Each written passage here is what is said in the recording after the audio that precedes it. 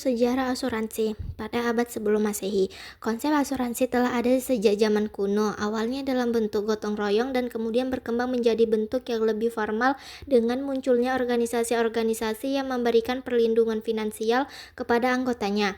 Perkembangan perdagangan dan risiko yang terkait dengan aktivitas tersebut mendorong munculnya berbagai bentuk asuransi, seperti asuransi kargo dan asuransi jiwa.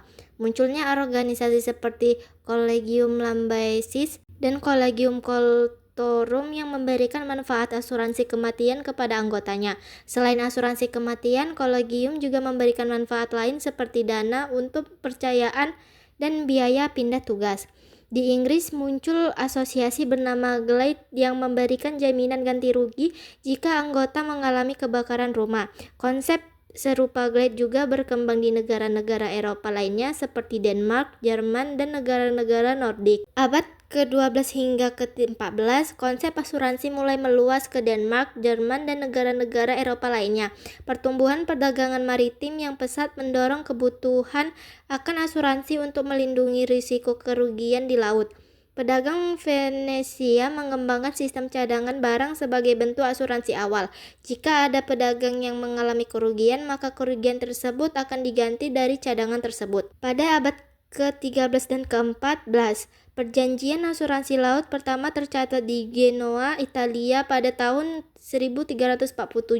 Pada tahun 1380, setiap pemilik kapal di Portugal diwajibkan memiliki asuransi. Pada abad ke-17, perusahaan asuransi kebakaran pertama didirikan di London pada tahun 1667. Setelah terjadinya kebakaran besar London, konsep asuransi kesehatan mulai diperkenalkan pada tahun 1694. Pada abad ke-18, asuransi mulai berkembang di Amerika Serikat dengan didirikannya perusahaan asuransi di New York dan Philadelphia pada pertengahan abad. Berbagai negara mulai merumuskan undang-undang dan peraturan terkait asuransi seperti Undang-Undang Asuransi Kelautan di Inggris tahun 1906. Pada abad modern, muncul berbagai jenis asuransi baru seperti asuransi kesehatan, pendidikan, mobil, perjalanan, dan bahkan untuk barang elektronik seperti laptop dan smartphone. Proses asuransi semakin terotomatisasi. Seiring perkembangan zaman, jenis asuransi semakin beragam. Selain asuransi tradisional seperti kebakaran dan kecelakaan, muncul pula asuransi untuk berbagai bidang seperti perjalanan, pesawat terbang, satelit, mobil, kesehatan, pendidikan, dan gadget elektronik. Terdapat upaya internasional untuk mengatur industri asuransi, contohnya Konferensi Internasional Dana Asuransi Penyakit dan Masyarakat yang saling menguntungkan pada tahun 1927 dan Undang-Undang Jaminan Sosial di Amerika Serikat pada tahun 1935.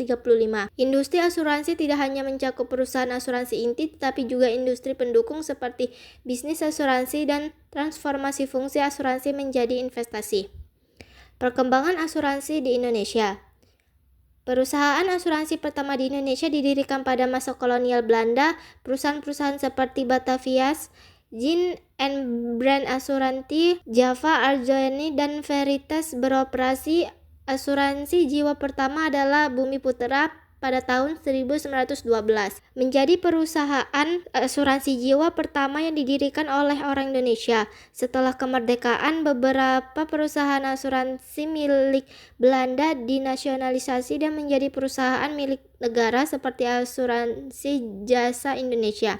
Industri asuransi di Indonesia terus berkembang dengan munculnya berbagai jenis produk asuransi. Untuk mengatur dan mengembangkan industri asuransi, berbagai organisasi didirikan. Beberapa di antaranya adalah Kongres Asuransi Nasional Indonesia atau KANSI, Dewan Asuransi Indonesia atau DAI, Gabungan Perusahaan Asuransi Kerugian atau GPS Asuransi, Organisasi Perusahaan Asuransi Indonesia atau APS Asuransi, dan Federasi Asosiasi Perasuransian Indonesia atau FAP. Pemerintah Indonesia memiliki peran penting dalam mengatur dan mengembangkan industri asuransi.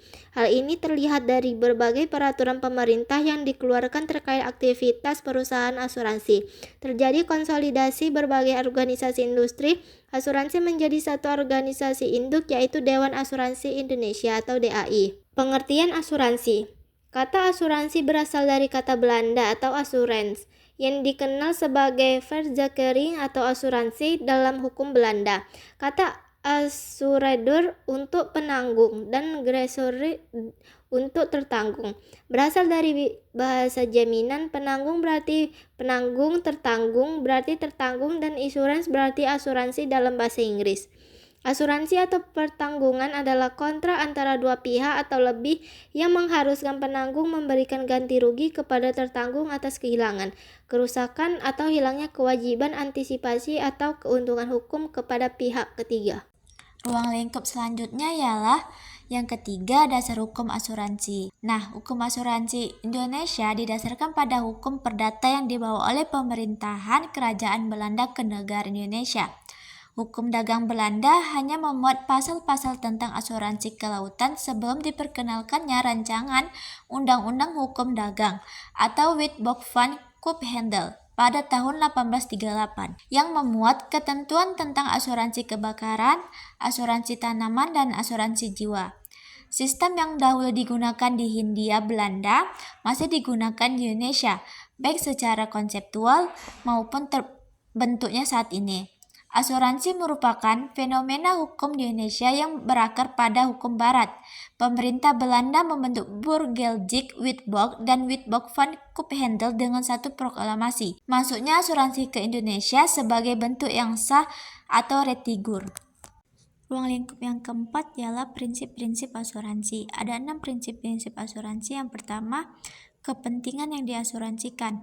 Nah, prinsip tersebut menyatakan bahwa seseorang mengasuransikan suatu objek harus memiliki kepentingan atau interest terhadap harta benda yang diasuransikan. Yang kedua ialah prinsip itikat baik. Nah, prinsip ini mewajibkan pihak yang terlibat untuk mengungkapkan semua fakta penting mengenai objek yang diasuransikan secara jujur dan transparan, baik diminta maupun tidak. Yang ketiga ialah prinsip kausa proksimal. Nah, prinsip ini yang berkaitan dengan penyebab utama yang secara langsung dan efisien menyebabkan kerugian.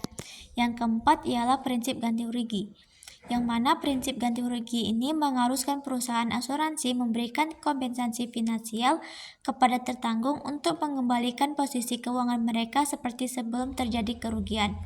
Yang kelima ialah prinsip pengalihan hak, yang mana prinsip ini menyatakan bahwa setelah penanggung membayar ganti rugi kepada tertanggung, hak atas objek yang diasuransikan akan beralih dari tertanggung kepada penanggung.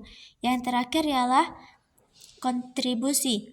Prinsip tersebut, jika tertanggung mengasuransikan satu objek ke beberapa perusahaan asuransi, maka setiap perusahaan akan berkontribusi dalam memberikan proteksi sesuai dengan prinsip kontribusi ini. Nah, masuk ke jenis-jenis asuransi, terdapat berbagai jenis asuransi yaitu 1. Asuransi jiwa, memberikan jaminan finansial kepada ahli waris atau anggota keluarga jika tertanggung meninggal dunia. Manfaat asuransi jiwa dapat dibayarkan secara tunai atau dicicil bulanan untuk jangka waktu yang telah ditentukan. 2. Asuransi kesehatan, memberikan keamanan finansial terhadap perawatan, kesehatan, dan biaya pengobatan. Manfaat dapat digunakan untuk membayar obat-obatan, berbagai perawatan medis, rawat inap, dan rawat jalan, serta biaya lainnya. 3. Asuransi kendaraan, memberikan perlindungan terhadap kehilangan atau kerusakan yang disebabkan oleh kecelakaan mobil, pencurian, atau aktivitas ilegal yang melibatkan kendaraan bermotor. Selain itu, asuransi ini memungkinkan memberikan perlindungan dari tanggung jawab hukum pihak ketiga. 4. Asuransi properti, melindungi dari kehilangan atau kerusakan yang disebabkan oleh kebakaran, banjir, atau bencana alam lainnya terhadap harta benda termasuk rumah, gedung, atau harta benda lainnya. 5. Asuransi perjalanan, memberikan keamanan finansial terhadap potensi bahaya perjalanan seperti kehilangan bagasi, penerbangan tertunda, dan pembatalan perjalanan. 6. Asuransi pendidikan, memberikan perlindungan terhadap biaya pendidikan anak, terutama apabila tertanggung meninggal dunia atau cacat tatap akibat kecelakaan. Yang terakhir, 7.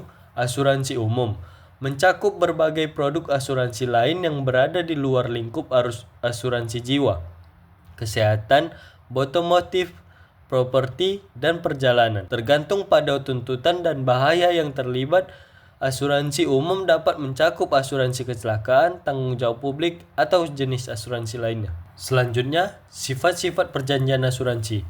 Perjanjian asuransi meletakkan hak dan kewajiban pada tertanggung dan penanggung. Perjanjian asuransi atau pertanggungan itu mempunyai sifat-sifat sebagai berikut. 1.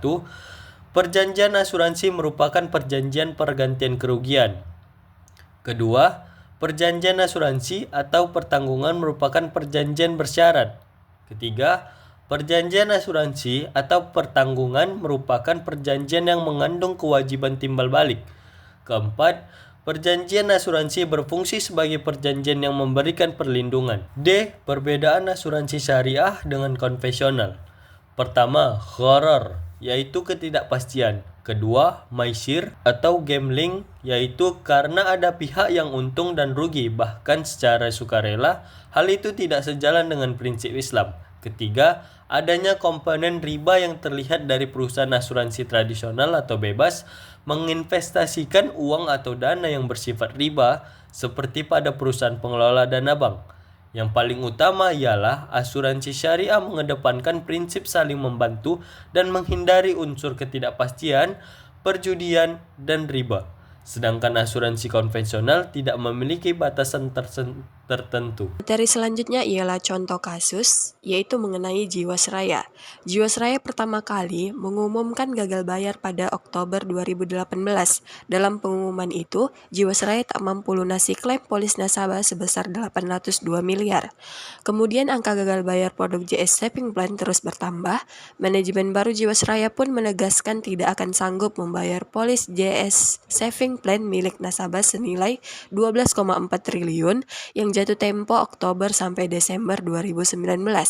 Dalam dokumen periode penyehatan Jiwasraya yang diperoleh CNBC Indonesia, disebutkan periode penyehatan Jiwasraya terbagi dalam 5 periode, yakni periode 1, 2006 sampai 2008, periode 2, 2009 sampai 2010, periode 3, 2011 sampai 2012, periode 4, 2013 sampai 2017, dan periode 5, 2018 hingga sampai sekarang.